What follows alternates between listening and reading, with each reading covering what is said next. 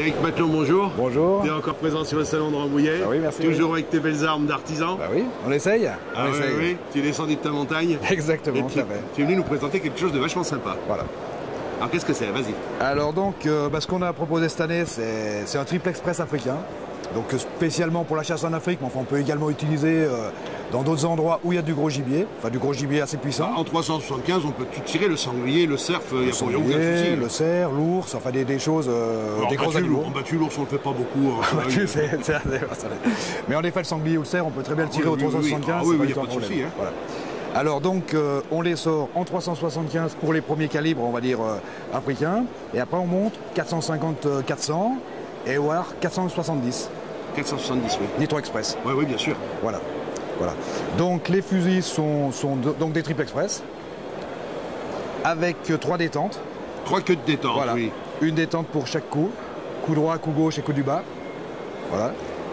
Donc l'armement se fait simplement... Et on le tire dans quel ordre? Comme les... ça va des crescendo là en fait. Voilà. Là, coup droit, ouais. Coup gauche et coup du bas. Coup du bas, voilà. Voilà. L'armement, quand on ouvre, ça arme la... Ça arme automatiquement toute la batterie. Exactement. Voilà.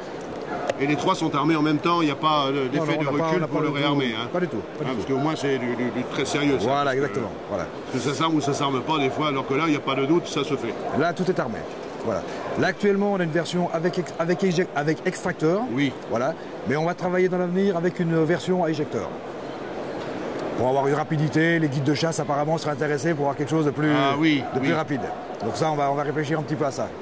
Oui, mais bon, déjà avec extracteur, c'est déjà pas mal parce qu'on dispose quand même de 3 coups. Oui, donc ça permet déjà 3 coups avec toute la puissance parce que ça, tout à fait, disons, on pourrait comparer ça aux carabines semi-automatiques. Ah, complètement. Quelque part. Complètement.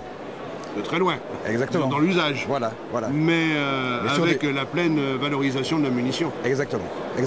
Et c'est vrai que sur des gros calibres, les carabines semi-automatiques ne se faisant pas, c'est vrai qu'on a certainement une... Et puis la sécurité quand même de carabine double ou triple, là, c'est le cas. Exactement. Voilà. Donc on a mis des formes, des formes assez... ça tient la route. Voilà, c'est assez confortable. Vous savez qu'on a mis des renforts assez... il y a des belles moustaches. Des belles moustaches. On a mis une crosse avec une joue... Une joue bien découpée. Une crosse bien droite, de façon à avoir un recul linéaire. Tout à fait. Une bonne plaque Kinoc. Oui. Voilà.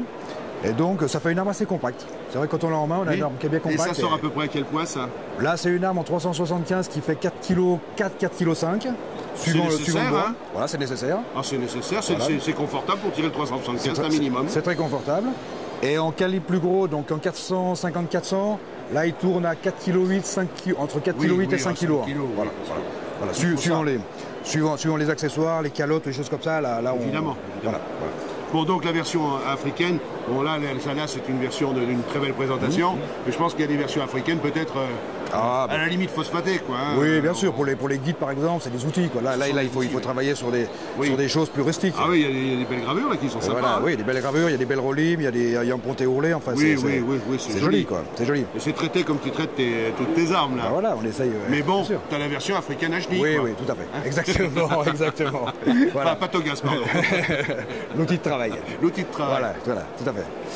Donc voilà, qu'est-ce qu'on peut dire de mieux sur ces nouveaux modèles? Alors oui, ce qui m'épate toujours, c'est le réglage de ces armes. Donc tu as la munition, où par exemple l'acheteur va te dire, bah écoute, moi je voudrais tirer avec tel type de munition, tel type de balle, tel poids de balle. Tout à fait. Il te fournit la munition où tu l'approvisionnes et tu dis bon ben voilà, il est réglé comme ça et comme ça. Voilà, il est réglé à quelle distance? Voilà. Ils sont réglés à 50 mètres. À 50 mètres. Et tu arrives à avoir quel... Oui, on arrive. Bon, là on est moins exigeant que sur les calibres européens parce que le gibier est quand même beaucoup plus gros. Oui.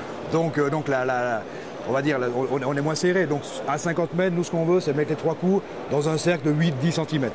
Voilà. C'est déjà pas mal parce que pour tirer à bras francs déjà. Voilà. Mais c'est vrai qu'il ne faut pas multiplier non plus les erreurs parce que si jamais les erreurs ne s'annulent pas et qu'elles se cumulent, bien sûr. C'est sûr que... Bon, enfin, on n'attrapera pas la queue de l'animal. Hein. Non. C'est comme des animaux relativement gros, donc là on peut 8-10 cm, ça fait en gros la taille d'un plateau d'argile. Oui. À 50 mètres, ça permet de faire des bons si on place toujours dedans, c'est pas mal. Voilà, tout à fait. C'est bien. Donc, et tu as prévu des optiques aussi, des montages optiques dessus? Un gars qui voudrait monter, je sais pas moi, un endpoint ou un truc comme ça. Ah bah tout est possible. Là, il suffit de faire un montage, c'est pas ça, c'est que bon, le réglage varie après. Donc tu es obligé de le reprendre. On est obligé de le refaire. On est obligé de le refaire. C'est vrai qu'à partir du moment où Parce on que monte... c'est soudé, hein, toutes tes cales sont soudées. C'est soudé. Il n'y a, pas de vis. Là, sur ce truc-là, on peut pas bricoler. Non, là, on ne peut pas bricoler, comme tu dis. Il faut vraiment de la soudure, il faut que ça tienne, et à la chaleur et aux intempéries. Oui, parce que quand on tire, nous, quand il fait 15 degrés, 20 degrés, voilà. Quand les gars ils tirent par 40-45 degrés, exactement. C'est plus la même musique. Là, voilà. Donc quand il y a une lunette à monter, bon, bah, là ce qu'on fait, on installe la lunette avec le montage adapté, montage à crottet, montage... Et on fait le réglage après. Et après on fait le réglage. On fait le réglage de convergence. Voilà, tout à fait. Tout. Bon, le crochetage, tu peux nous le montrer, le crochetage, parce que c'est... On va démonter, on démonte l'arme. Oui, juste... Alors on démonte l'arme, donc là c'est un devant, tout ce qu'il y a plus normal. Hein. Oui, mais il fait déjà... Ça fait déjà son poids. Ah, c'est pas ridicule, hein. Voilà. Et après, on a une bascule, comme on a repris la philosophie de notre bascule de ce qu'on a fait jusqu'à maintenant. Bien sûr. Double crochet. Double crochetage, oui. Voilà. Avec une bascule comme avec ça. portée de recul. Portée de recul qu'on retrouve dans la bascule. Oui. Voilà. Une fermeture avec un verrouillage sur les crochets du bas. Sur les crochets du bas. Et un verrouillage une prolongation sur la clé de fermeture. Exactement. Voilà. Une bonne goupille qui passe au milieu.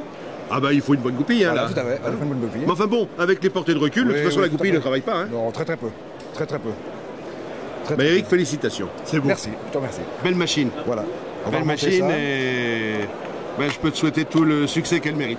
Merci beaucoup encore et puis on va faire en sorte que ça marche bien. Merci Jean-Claude.